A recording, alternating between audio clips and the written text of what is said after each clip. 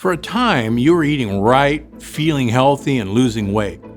Then you had a fight with a loved one, or something happened at work, or there was a major change in your personal life. Suddenly, your whole diet shifted because you reached for that pint of cookie dough ice cream in your freezer. Sound familiar? That's because stress is a common enemy to our gut health and weight loss goals. So stress can actually make us eat poorly, or believe it or not eat at all. And the two seem diametrically opposed, but some of us use eating as a coping mechanism. Some of us have been trained almost since childhood that when we do certain things really well, we get rewarded with food.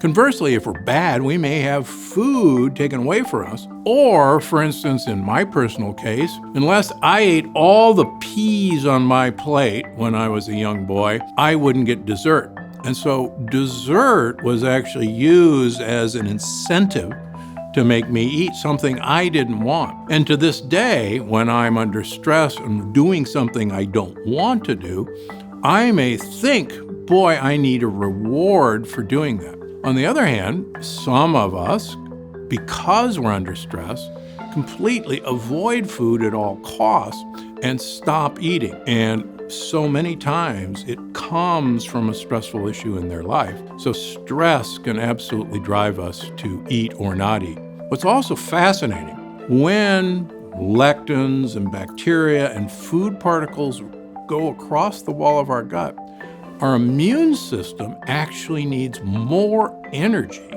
to fight this, which prompts us to eat more food, particularly the bad stuff. So it's a really spiral out of control situation. Is there a scientific basis for emotional eating? Well, there certainly is. But it gets more and more interesting through the years. We now know that bacteria within our gut are responsible for making most of the feel-good hormones in our body and also the hormones that actually add to stress. So there's a new understanding that much of our emotional eating may actually come from the bacteria that live in our gut. And so we'll eat to try and produce more of the feel-good foods, but conversely, the bad bacteria actually make you eat sugars and saturated fats that in turn give you a little emotional lift for a few minutes, but then they wear off and you crash and have to have that repeated hit. We also know that bad bacteria drive you to these foods, and they're very good at converting the calories in those foods into foods that you then absorb.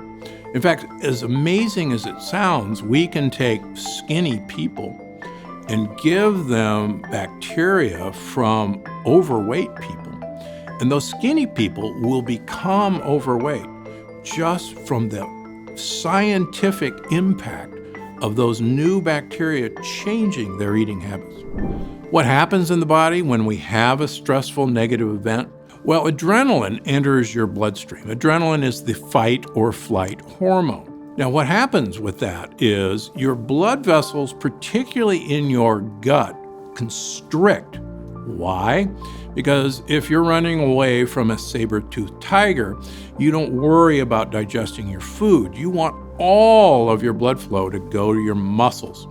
So your blood vessels dramatically shrink in your gut, and it literally causes blood flow to stop in your gut. Let me give you a classic example. Many people have noticed elite marathon runners, particularly women marathon runners, as they near the finish line, they have literally bloody diarrhea.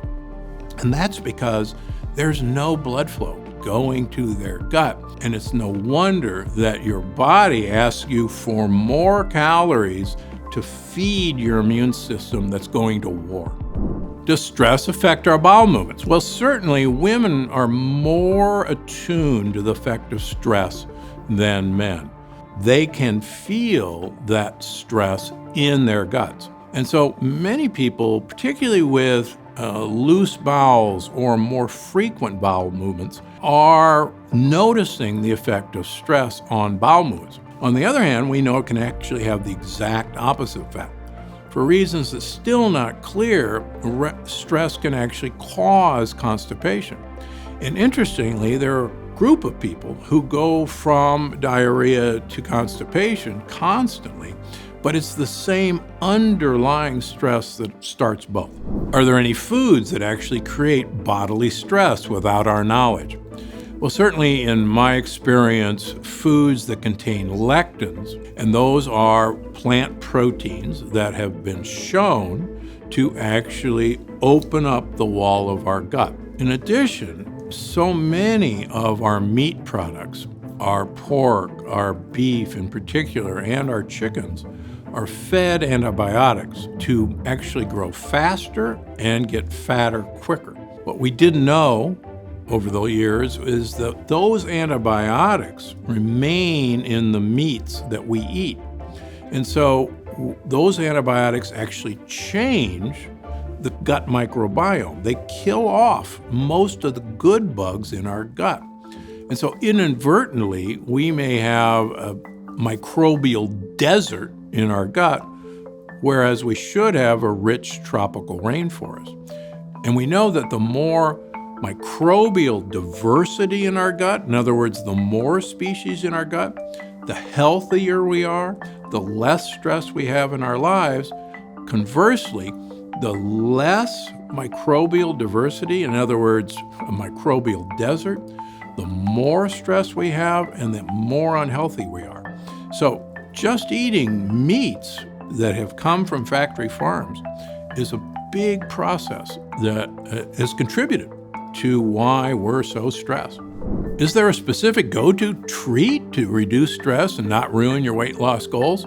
Well, it turns out that there are components in extra dark chocolate that have been shown to actually reduce anxiety. Now, the important thing is you don't get to have a pound of dark chocolate. But one of the keys that I like to use is get a small cube or wafer of extra dark chocolate, like 72% above, put it in my mouth and let it melt. Actually, it'll take a while for that. You will get that intense flavor for a much longer time, and you'll actually absorb some of those stress-reducing compounds directly through your mouth. Are there any recent studies on the benefits of stress reduction through diet?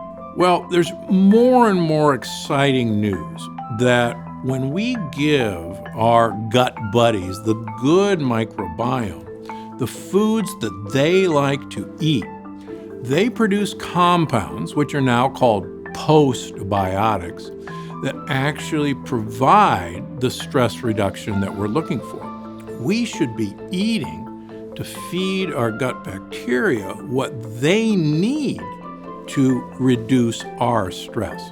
So when we feed them what they want, they're going to take care of reducing our stress. Pretty exciting. So what do I generally recommend to avoid stress?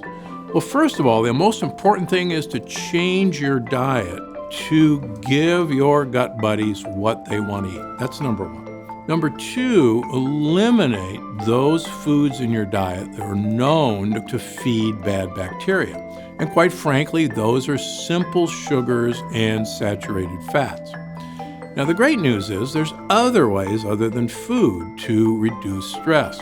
Exercise. We know that exercise causes muscles to release hormones and myokines that actually reduce depression and anxiety. And that's why so many people notice an improvement in their overall mood after exercise or when beginning an exercise program. But the key with exercise is you gotta do what you enjoy. You don't go exercise just to exercise.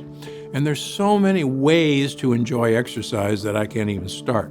Meditation. Meditation is really important to reduce stress, but there are multiple ways to meditate. And thankfully, there are now a large number of apps that can guide you through meditation that really only take 3 to 5 minutes of your time.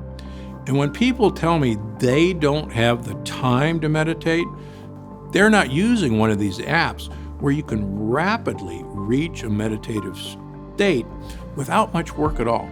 How about music? quite frankly, whenever I'm feeling stressed, believe it or not, I put on reggae music. That's not exactly relaxing, but reggae music actually is the music beat of the heart. And so many reggae artists that I meet are amazed that when I'm operating on the human heart, I'm playing reggae music. And I found reggae music with that beat one of the most relaxing, mind-calming experiences there is. You may like classical music. There's also very good information watching surgeons that classical music makes their movements during the operation more smooth.